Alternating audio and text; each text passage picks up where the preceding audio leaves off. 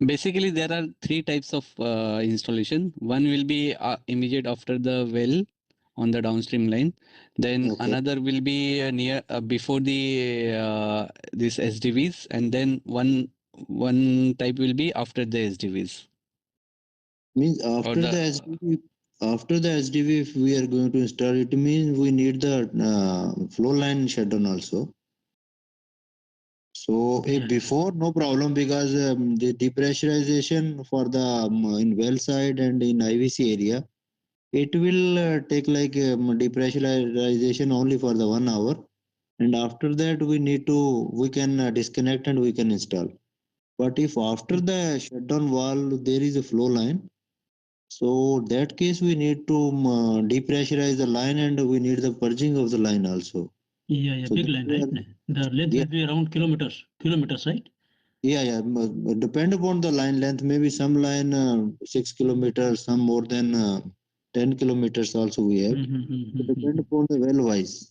If the line length is more than so in this case, we need to take one recommendation: review the venting and purging facility for the Coriolis meter where you are going to install after the shutdown valve. Because in some cases, probably you have the isolation valve after 1 kilometer, maybe 50 kilometer. And if we are going to shut down after 50 kilometers, what is the provision for purging, venting, and draining? So we'll take on recommendation, no problem. yes. So guys, good. Thank you very much. I think we'll take recommendation. Yes. Anything else? You want to ask? Yes. Yeah, because well near to the wellhead and near to the IVC area, that area it will take time. Only for I have concern regarding the after the shutdown wall, if we are going to install, it will take Yeah. time.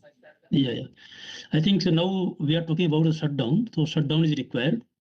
Shutdown is required. Shut Yes. down to individual. Individual wells. Yeah. Yes. Needed. In some cases, in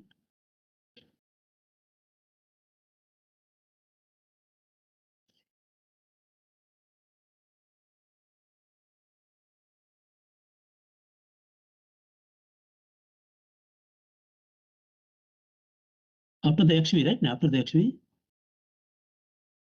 After the SDV. After the SDV, Yeah.